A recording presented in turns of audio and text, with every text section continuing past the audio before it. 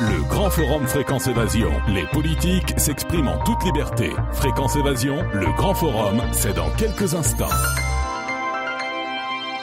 Vous écoutez Fréquence Évasion. Dans quelques instants, le grand forum. Nous allons parler politique, plus exactement du capitalisme agonisant, grâce à son auteur, Paul Jorion, qui a publié un livre, Le capitalisme à l'agonie, aux éditions Fayard. À tout de suite.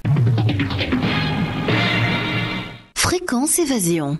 Poussez vos coups de gueule en direct sur l'antenne.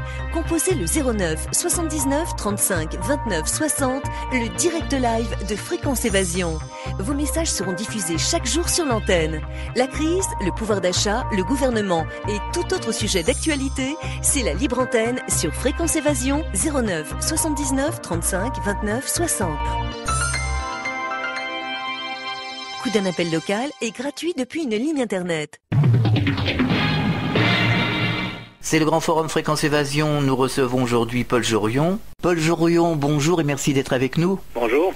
Alors vous avez écrit un ouvrage, Le capitalisme à l'agonie, publié aux éditions Fayard. Qu'est-ce qui vous a incité à écrire cet ouvrage ? J'avais entrepris de faire une série de livres dont le premier avait été en fait une anticipation de la crise. Un livre que j'avais écrit en 2004-2005 qui s'appelait La crise du capitalisme américain, que j'avais eu beaucoup de mal à placer d'ailleurs parce que je décrivais une situation catastrophique qui allait s'annoncer à l'époque où on était vraiment dans un ciel sans nuages et on ne voyait pas très bien de quoi je parlais, donc il n'y avait pas d'urgence à publier un livre de ce type-là. Mais au moment où la crise a éclaté, j'ai commencé à écrire une série d'ouvrages pour Fayard en particulier, qui ont été une sorte de compte-rendu du développement de la crise. Il y a un ouvrage qui a été un petit peu une excursion, si vous voulez, où je me suis intéressé plus particulièrement à un aspect particulier dont je voyais bien qu'il n'était pas bien compris, c'était le fonctionnement de la monnaie, le fonctionnement de l'argent dans nos sociétés. Mais sinon, avec le capitalisme à l'agonie, j'ai repris un petit peu, si vous voulez, la chronique des événements. Mais aussi, j'ai voulu cette fois-ci faire un peu de prospective, de dire sur quoi va déboucher la situation dans laquelle nous sommes, parce que ce sont des situations dramatiques. Justement, nous allons en parler dans quelques instants. Et ces premiers ouvrages, vous les aviez écrits à quelle époque ? Le premier, il a été rédigé de l'automne 2004 au printemps 2005. Et ensuite, l'ouvrage a été un peu en friche. Je l'ai proposé à la plupart des éditeurs français, mais sans succès. Et c'est finalement quand l'attention de Jacques Attali a attiré sur le manuscrit, parce que je l'avais envoyé à différents journaux, à des magazines, à des quotidiens, il y a eu un intérêt pour ce que je faisais, parce que j'avais écrit dans ce manuscrit, parce que Attali, en fait, lui, à l'époque, il annonçait une catastrophe de ce type-là. Et par conséquent, il y a eu un intérêt, et l'ouvrage a été publié en fait en janvier 2007, c'est-à-dire en fait que quelques semaines seulement avant que la crise n'apparaisse véritablement au sein du secteur des subprimes. Alors il a fallu évidemment un certain temps pour que l'opinion s'en rende compte, parce qu'il a fallu que cela se développe en véritable catastrophe. Et comme vous le savez, en 2008, nous étions au plein milieu de la crise, et cet ouvrage-là apparaissait alors comme l'explication de ce qui était en train de se passer. Alors, pouvez-vous nous donner une définition exacte de ce qu'est le capitalisme au sens propre du terme, pour recadrer un peu les choses, parce que le capitalisme, quelque part, pour certains auditeurs, c'est un peu flou. Oui, mais c'est la première chose que je fais dans l'ouvrage, parce qu'il y a une habitude qui a été prise dans nos sociétés depuis un certain temps, c'est de les définir à la fois comme des sociétés libérales, comme des sociétés d'économie de marché et comme des sociétés capitalistes. Or, ce sont des descriptions qui correspondent effectivement bien à la société dans laquelle nous sommes, mais qui mettent l'accent sur différents aspects de son fonctionnement et qui ne sont pas nécessairement aussi liés qu'on pourrait l'imaginer. On peut imaginer par exemple une société de marché, c'est-à-dire en fait que la distribution des produits, leur répartition dans l'économie continue d'être, et comme nous le faisons en ce moment, c'est-à-dire que ce sont essentiellement des marchands qui vendent les produits pour un certain bénéfice, sans que pour autant le système de distribution des revenus, de répartition des revenus soit lui-même capitaliste. Par exemple, dans la société Inca, par exemple en Amérique du Sud, on avait une société de marché pour la distribution des produits, mais on n'avait absolument pas un système capitaliste dans la distribution des revenus entre les différentes strates, les différents groupes de la société. Quand je parle de capitalisme, je commence par distinguer très clairement ce qui est capitalisme dans notre système du fonctionnement d'autres aspects. Ou par exemple le libéralisme. Le libéralisme, c'est une volonté de minimiser autant que faire se peut le rôle de l'État. Alors ça peut être associé à un projet capitaliste, ça peut être associé à une économie de marché, mais là encore, on a vu en particulier dans le cas de la société, du régime qui avait été mis en place par Pinochet au Chili, qu'il s'agissait d'une société, en fait une société libérale, mais dans un cadre dictatorial, ce qui ne correspond pas à notre intuition de la possibilité de réconcilier ces deux aspects. Or là, on avait une société libérale, mais qui n'était absolument pas démocratique comme les nôtres. Alors vous dites que le capitalisme est à l'agonie. Qu'est-ce qui s'est-il passé ces dernières années pour que le capitalisme s'effondre ? Il y a plusieurs éléments. D'abord, il y a une complexité qui s'est mise en place. Et en fait, quand on a vu la disparition du monde communiste de type soviétique, on avait déjà critiqué énormément ce type de société dont on savait qu'elle supposait par exemple un espionnage de chaque citoyen sur tous les autres et lui-même à son tour une bureaucratie très imposante avec des gens qui en bénéficient d'une manière assez caricaturale, etc. Ce qu'on n'a pas vu, c'est qu'il y avait un aspect qui avait détruit ce système, c'était la complexité dans laquelle on se trouve. La complexité, par exemple, de fixer des prix dans un système aussi complexe que le nôtre, où on réunit sur la surface des surfaces extrêmement denses, des populations énormes. On a maintenant des métropoles qui font plusieurs dizaines de millions d'habitants. On n'a pas vu que pendant ce temps-là, nos sociétés aussi étaient en train de se complexifier, en particulier que l'utilisation de l'ordinateur nous permettait de faire des choses dont on perdait la maîtrise théorique, je dirais. C'est-à-dire qu'on ne pouvait plus véritablement se représenter de la manière dont cela fonctionne.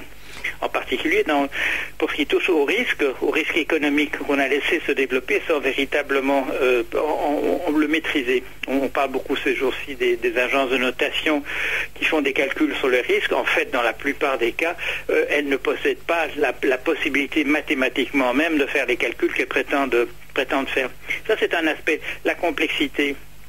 Mais l'autre aspect, comme on l'a vu, c'est que dans nos sociétés, il a été de plus en plus facile de créer de la richesse, justement en raison de l'informatisation, de l'automation par la robotique, etc. On a fait des gains, il y a eu des gains de richesse extraordinaires.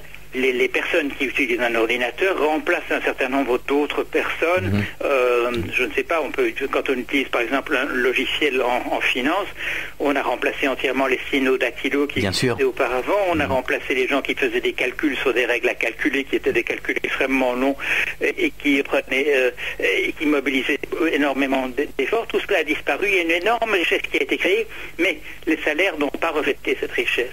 Cette richesse n'a pas été utilisée pour être distribuée véritablement dans la population. Elle a bénéficié aux dirigeants des grosses entreprises dont les salaires ont décollé par rapport à ceux des ouvriers, par exemple. Et les sommes qui ont été créées ont été également distribuées sous forme de dividendes par action. Mais pendant que la population avait de moins en moins de moyens véritablement pour acheter ce dont elle avait besoin, on a rendu le processus un peu indolore, si vous voulez, en lui permettant un accès au crédit beaucoup plus facilité.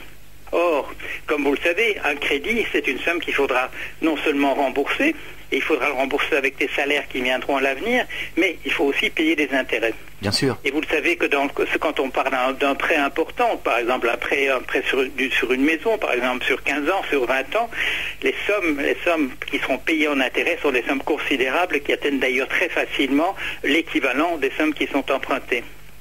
Mais un système donc fondé sur le crédit est un système qui se fragilise en permanence parce qu'il crée des chaînes de créances. Par exemple, A doit de l'argent à B, qui doit de l'argent à C, qui doit de l'argent à D, etc. Et comme vous le pensez bien, c'est que ces chaînes de créances, si l'un des maillons tombe, est incapable de payer, c'est toute la suite des maillons dans la chaîne qui est incapable de faire face à ses responsabilités. Alors c'est le capitalisme tel qu'il est pratiqué aujourd'hui qui a induit la crise. Oui, certainement. À votre avis, que va-t-il se passer dans l'avenir? Comment faire pour sortir de cette crise qui s'éternise, dans laquelle nous nous enfonçons un peu plus chaque jour finalement? En fait, oui, on s'enfonce davantage.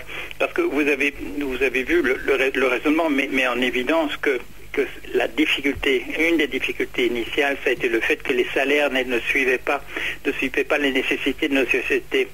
Or, ces salaires sont nécessaires non seulement pour les gens pour vivre, pour aller acheter des victuailles au magasin, mais ces salaires, le fait que les gens disposent de revenus est aussi nécessaire pour faire marcher la machine économique. Si l'on produit des marchandises, c'est-à-dire si on occupe des ouvriers dans des usines, il faut aussi qu'il y ait des gens en bout de chaîne qui aillent acheter ces produits. Sinon, le système se grippe. C'est logique. Oui. Certains de nos auditeurs nous disent qu'on n'aurait pas dû sauver les banques, que c'est du reculer pour mieux sauter, qu'il faut vraiment changer le système. Qu'en pensez-vous ? Oui, je crois que c'est vrai. Au moment où la crise s'est manifestée, où il y a eu le pic, le sommet dans la crise, il aurait effectivement fallu apurer les comptes, c'est-à-dire tenir compte des pertes qui avaient été encaissées et repartir à partir de là. Or, ça n'a pas été fait. Ça n'a pas été fait. Les banques étaient insolvables, c'est-à-dire qu'elles n'étaient pas dans la capacité de payer les unes aux autres ce qu'elles devaient comme argent, mais on n'a pas présenté les choses de cette manière-là. On les a présentées en disant qu'il y avait un problème de liquidité. Et liquidité, ça veut dire simplement de circulation de l'argent entre les différentes institutions financières. Pourquoi l'a-t-on fait? On l'a fait pour un certain nombre de raisons. La première, c'est sans doute qu'on ne savait pas exactement ce qu'il aurait fallu faire autrement. J'ai utilisé au moment de la crise en 2008, j'ai utilisé l'image d'un clavier d'ordinateur sur lequel, faute de savoir ce qu'il faut faire, on pousse sur toutes les touches en même temps. C'est un peu ce qui a été fait. Le problème, c'est que quand la crise s'est un tout petit peu freinée, on n'a pas su sur quel était le bouton qui avait déterminé le fait que ça s'arrête. Donc il y avait un peu de désarroi. Alors on est reparti à faire les choses comme on savait les faire avant. Mais il y a une raison en arrière-plan qui est une raison extrêmement importante. C'est le fait que les banques étaient donc en incapacité de se payer les unes entre elles, simplement parce que donc les crédits ne pouvaient pas être payés, donc parce qu'il y avait eu ce déséquilibre dont je parlais tout à l'heure. Les États se sont portés à leur secours. Ces États étaient pratiquement tous dans des situations où, en fait, ils étaient un peu sur le fil du rasoir. Et la demande supplémentaire qui est exigée d'eux les a poussés du côté des difficultés. Ce sont ces difficultés qu'on voit maintenant apparaître en surface. La manière dont les États essaient de résoudre ces problèmes de dette publique, c'est en instaurant la rigueur ou l'austérité, dont une des conséquences immédiates, comme vous le savez, c'est la baisse des salaires. Or, on l'a vu tout à l'heure, l'origine du problème, c'était le fait que les salaires étaient insuffisants. Donc, plus ça va, plus on va dans la mauvaise direction, parce qu'on ne va pas du côté de ce qui aurait pu aider le système. Il aurait fallu, ça a été fait d'ailleurs dans une situation un tout petit peu équivalente en 1933 aux États-Unis par Roosevelt, il aurait fallu donner un coup de pouce essentiellement sur les salaires, pour essayer de faire repartir la machine, et donc repartir la machine économique, donc que les gens aient des revenus pour acheter des choses, et permettre de sortir de cette insolvabilité des banques. Or, on a voulu mettre l'accent sur le fait que les actionnaires, que les investisseurs ne perdent rien dans ce qui s'est passé. Et c'est ce qu'on est arrivé à faire, mais malheureusement au prix d'une dégradation encore du plus général de l'ensemble du système. On marque une pause dans ce grand forum Fréquence Évasion, on revient dans quelques instants. À tout de suite.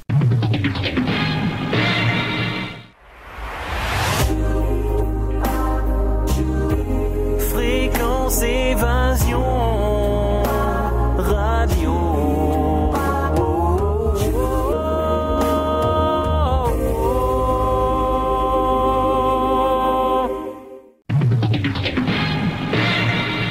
Nous sommes de retour sur Fréquence Évasion, toujours dans le Grand Forum. Nous recevons aujourd'hui Paul Jorion, qui a écrit un livre, Le capitalisme à l'agonie, paru aux éditions Fayard. Que pensez-vous des gens qui disent qu'actuellement il faut sortir de la zone euro? Est-ce que c'est bien raisonnable? C'est la tentation. Quand les choses vont mal et qu'on regarde autour de soi et qu'on ne connaît pas bien les solutions, on se tourne vers l'idée du repli sur soi. Alors, il est vrai que des unités comme je ne sais pas, la France, l'Allemagne, etc. fonctionnaient et elles existaient bien avant qu'on ait l'idée de les fédérer d'une certaine manière sur le plan économique et financier.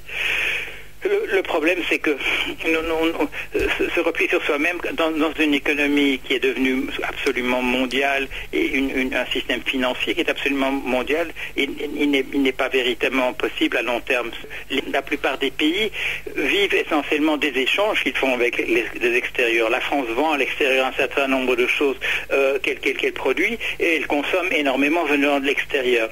Quand on se replie sur ses frontières, il faudrait imaginer une France dans laquelle il faudrait produire sur le territoire national les téléphones mobiles qu'on utilise tous les jours, tous les ordinateurs qu'on utilise aussi, etc. Je caricature un peu, bon, on n'est pas obligé de repartir aussi loin, mais à terme, c'est un peu cela que ça implique. Il vaut mieux, dans une situation aussi détériorée que celle qu'on a, essayer de faire, comme on dit, une sortie par le haut, c'est-à-dire essayer de remettre l'ensemble du système sur les rails. Est-ce que l'euro, c'est vraiment la cause, ou alors c'est plutôt une mauvaise gestion qui nous met dans ce marasme? C'est-à-dire qu'on a voulu faire, il était normal qu'on ait voulu le faire après la Deuxième Guerre mondiale, où qui d'une certaine manière, on peut la voir en Europe comme une espèce de guerre civile entre l'ensemble des pays européens. On a voulu créer l'Europe. Ça paraissait une chose tout à fait évidente. Le problème, c'est qu'on a fait on l'a créé que tout à fait partiellement. On l'a créé au niveau du commerce international, mais on n'a pas mis en marche tout l'ensemble des autres choses qu'il aurait fallu faire fonctionner de pair, en synchronisation. Par exemple, la fiscalité dans les différents pays. Par exemple, le fonctionnement économique lui-même. Alors du coup, on a constitué une zone monétaire qui ne correspondait pas véritablement à une région économique homogène. On a même permis à certains pays d'entrer dans le système en ne respectant pas les clauses financières économiques qui étaient tout à fait raisonnables qu'on avait voulu mettre. Par exemple, qu'il fallait qu'un pays devait résoudre ses problèmes d'endettement avant d'entrer dans le système. Or, dans le cas de la Grèce, et on le sait maintenant, on a fermé les yeux devant des opérations comptables, des opérations avec ce qu'on appelle des produits dérivés, etc., pour essentiellement masquer simplement que la dette grecque était trop élevée, était excessive pour lui permettre d'entrer dans la zone euro. On a fermé les yeux, ça a été su à Bruxelles et ainsi de suite. On a laissé une firme comme Goldman Sachs organiser mettre en place un montage financier qui en fait est inacceptable, qui n'a pas de sens financier, pour permettre à la Grèce d'entrer dans l'Europe. On en paie maintenant les conséquences. Oui, on a mis un peu la charrue avant les bœufs. Tout à fait. Entre 1999, quand on crée la zone euro sur le papier, puis 2002, quand les billets de banque commencent à fonctionner, entre cette époque et maintenant, on aurait eu le temps pour faire une unification économique. On n'a pas voulu le faire, on s'est désintéressé. On a dit ça suffit, ce qu'on a fait suffit entièrement. On sait maintenant que ce n'était pas le cas. Paul Jorion, quelles sont vos prévisions pour l'année à venir? Que va-t-il se passer à votre avis? C'est très difficile à dire. Oui, je sais c'est très difficile à dire parce que de jour en jour, notre évaluation de la situation se modifie. Par exemple, je dirais, il y a 2 semaines, on pouvait tabler sur un effondrement de la zone euro. La semaine dernière, des banques françaises en particulier sont venues avec un intéressant montage qui semblait sauver entièrement la situation, et on se dirait, bon, la zone euro est sauvée. On a appris hier qu'une des agences de notation, Standard & Poor's, ne reconnaissait pas la validité du montage que les banques françaises mettent en place. Il y a une dégradation de la note du Portugal. Maintenant, on peut se dire à nouveau que la situation est tellement dégradée qu'on ne s'en sortira pas. Mais il pourra y avoir de nouveau un autre événement demain qui nous fera penser le contraire. Aux États-Unis, où on a une situation tout à fait dramatique du point de vue de la dette publique, où le pays a atteint les limites telles qu'elles sont inscrites dans la loi des dépenses qui peuvent être faites, une solution doit être trouvée et les positions entre les différents partis sont tout à fait polarisées. Il est très très difficile d'imaginer même une solution de compromis entre les positions des uns et des autres, comme elles sont à ce point opposées les unes, antagonistes les unes aux autres. Alors certains, beaucoup d'ailleurs, disent que l'effondrement est inéluctable. Vous en pensez quoi ? C'est possible parce qu'il y a tellement d'éléments qui devraient pouvoir s'arranger d'une manière ou d'une autre. Il faudrait une configuration finalement assez rare, par exemple, d'une résolution très rapide de la situation dans la zone euro, qui ait lieu en même temps que la situation s'améliorerait sur le plan de la dette publique américaine. Ça paraît extrêmement difficile. Et comment on s'engage dans des solutions d'austérité, c'est-à-dire d'imposer de plus en plus aux populations des choses qui sont extrêmement difficiles à accepter, et comme on a pu le voir dans les années récentes, malheureusement, c'est en général quand tout le monde est sur la plage, c'est tout au mois de juillet, au mois d'août, que les choses explosent en arrière-plan, parce qu'il y a beaucoup moins de gens finalement aux manettes pour s'occuper des choses. Alors justement, est-ce qu'on ne serait pas au bout du système ? Oui, bon, on me pose des questions sur le titre de mon livre, sur le capitalisme à l'agonie. On me dit, mais est-ce que c'est une prévision que vous faites? Je dis non, c'est une description, ce n'est pas de la prospective, c'est une description de la situation actuelle. C'est pour ça que la partie centrale de l'ouvrage est consacrée à décrire des mécanismes assez précis, un petit peu techniques parfois sur le fonctionnement actuel de la bourse, des instruments financiers, etc., pour montrer qu'il ne s'agit pas d'imagination de ma part, que je propose là une accumulation de preuves, qu'il ne s'agit pas simplement d'une opinion personnelle ou d'une opinion prospective sur quelque chose qui va se passer. Non, c'est une description de l'état dans lequel le système est actuellement. Mais vous savez, beaucoup en sont conscients. Hein. Oui, je constate ça effectivement dans la population.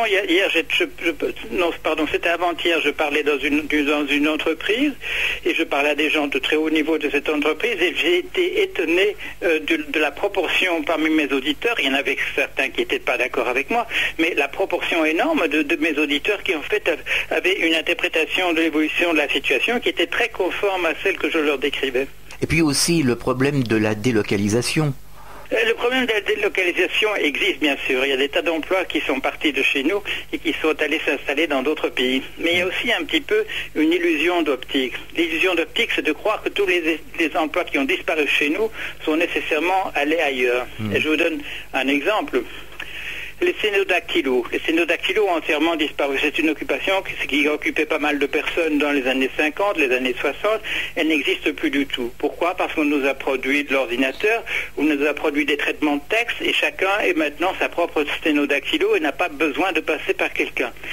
Est-ce que ça veut dire que tous les emplois de cénodactylo sont passés ou sont actuellement en Chine ou dans des pays émergents? Bien sûr que non. Ces emplois ont disparu en tant que tels. Alors, on nous attire fort l'attention, par exemple, sur le fait que effectivement, qu'il y a des usines, on a vu des usines de montage de voitures qui ont été déplacées d'abord de l'Europe occidentale dans des pays d'Europe orientale qui sortaient de la sphère de l'Union soviétique et du monde communiste. Et puis ces usines sont allées se déplacer encore en Extrême-Orient, mais ce sont des exemples un petit peu, je dirais, trop flagrants. Et même à l'intérieur de ces usines, chaque fois qu'on le déplace, il y a de plus en plus de robotisation, il y a de moins en moins d'ouvriers qui y travaillent. Non, ce qu'il y a, c'est que c'est le travail, de manière générale, qui disparaît, mais qui ne se déplace pas nécessairement. Toute disparition n'est pas un déplacement. Finalement, c'est le cumul de plusieurs facteurs. Voilà, il y a énormément de facteurs qui ont joué concurremment. Et là, c'est la complexité, l'autre, c'est le développement du crédit, l'autre, c'est le capitalisme proprement dit, c'est-à-dire qu'on n'a pas partagé la création de... La richesse créée n'a pas été partagée de manière équitable, et à une époque, dans les années 70, à partir des années 70, elle a été partagée de manière de moins en moins équitable, ce qui a provoqué une concentration de la richesse dans quelques mains. Enfin, beaucoup d'auditeurs nous disent qu'il faudrait arriver au partage des richesses. C'est plus possible maintenant. Ça a été dit par M. Sarkozy lui-même dans le discours de Toulon en octobre de 2008. Au moment où il y a l'effondrement du système aux États-Unis, M. Sarkozy fait un discours sur la refondation du capitalisme et il parle de 30%, 3 tiers, en disant qu'il faudrait qu'il y ait moins un tiers qui revienne à ceux qui produisent véritablement les choses par leur travail, et que la répartition est tout à fait inégalitaire maintenant. Et vous savez que quand il y a une distribution de la richesse inégalitaire, le fait même que nous payons des intérêts quand nous empruntons, fait que celui qui a un capital dont il peut disposer, qu'il peut prêter, il va se retrouver au bout d'une certaine période avec encore davantage. C'est-à-dire que le processus de concentration est encouragé par le fait que nous payons des intérêts sur les sommes que nous empruntons. Paul Jorion, est-ce que vous auriez un message adressé aux auditeurs de Fréquence Évasion ? il y a un message. Il y a deux messages. Le premier, c'est qu'il faut se rendre compte de la gravité de la situation et ne pas croire que les choses vont s'arranger demain, parce que tous les indicateurs nous montrent que ça ne va pas dans la bonne direction. La seconde, c'est que on a utilisé cette expression de l'imagination au pouvoir. Nous vivons dans une période très favorable justement aux nouvelles initiatives. Et cet esprit d'entrepreneuriat dont on nous dit qu'il est très important, on peut l'exercer non seulement au niveau de créer des entreprises, mais aussi maintenant dans la direction de recréer un nouveau type de vie pour nous-mêmes. Il faut que nous sachions que le monde est en train de changer et que c'est nous qui allons en faire autre chose, qu'il faut réfléchir par exemple donc au rapport entre les revenus que nous obtenons et le travail que nous faisons, parce que le travail diminue. Ce sont des choses auxquelles il faut réfléchir. Il faut réfléchir au fonctionnement de la monnaie dans nos systèmes. Il faut réfléchir à cette distribution des revenus entre les différentes parties de la population. Revenir sur cette notion de justice sociale dont on parle de manière très abstraite, mais il faudrait savoir la mettre dans la réalité, non pas simplement, je dirais, pour le plaisir d'appliquer un principe moral, mais aussi parce que notre système ne peut pas fonctionner autrement, même notre économie, ni notre finance. Il faut penser à tout ça. Alors justement, vous me parliez de création d'entreprises. Alors c'est récurrent, ça vient souvent à la rédaction. On entend les gens qui nous disent, nous, on voudrait bien créer même une micro-entreprise, mais on est tout de suite taxé avant d'avoir commencé. Et ça, c'est peut-être une réforme qu'il aurait fallu faire et rien n'a été fait en ce sens. Oui. Moi, ce que je propose en particulier dans mon livre, c'est que la chose à protéger absolument, parce que c'est en déperdition, mais c'est par là que, grâce à ça que nous vivons, il faut protéger le travail, en particulier protéger le travail contre une imposition. À mon sens, on pourrait même imaginer un système entièrement où la chose qui n'est pas imposée, c'est le travail, parce qu'il faut absolument le protéger. C'est une des recommandations que je fais à la fin de mon livre. Il y a aussi d'autres recommandations que je fais, par exemple l'interdiction de ce que j'appelle l'interdiction des paris sur les fluctuations de prix. 80% pratiquement maintenant des opérations financières, ce sont des simples paris faits entre différents parieurs sur l'évolution de certains prix. Or, ce n'est pas sans conséquence, parce que ces prix vont se fixer d'une certaine manière en raison du rapport de force entre les acheteurs et les vendeurs. Ils peuvent faire monter le prix à la hausse, comme on a vu dans le premier semestre 2008, quand le prix du baril de pétrole a été multiplié par 3. Mais la tendance peut se renverser et les prix peuvent s'effondrer. Et dans ce cas-là, quand ce sont les prix du cacao, du coton, du café, du grain, du maïs, du blé, etc., qui s'effondrent, à ce moment-là, ce sont les producteurs qui sont affectés en raison de on appelle ça la volatilité, mais en fait ce sont des grands mouvements dans l'évolution des prix qui sont dommageables pour toute la société. Il y a une trop grande ponction de la richesse créée qui est à ce moment-là détournée simplement pour faire des jeux financiers, ce que l'économiste anglais John Maynard Keynes appelait une économie malheureusement connectée sur l'opération d'un casino. Alors, est-ce que vous avez prévu de venir dans le sud de la France présenter votre livre, faire des séances de signature par exemple ?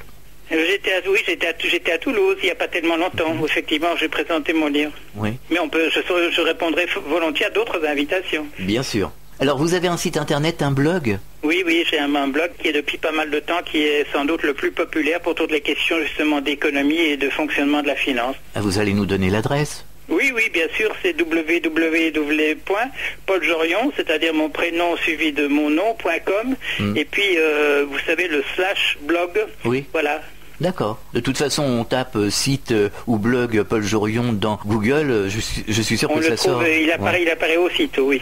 D'accord. Eh bien, merci d'avoir participé à cette émission sur Fréquence Évasion. Je vous en prie, c'était un plaisir pour moi de répondre à vos questions. Au revoir. Au revoir. À très bientôt pour un autre grand forum sur Fréquence Évasion.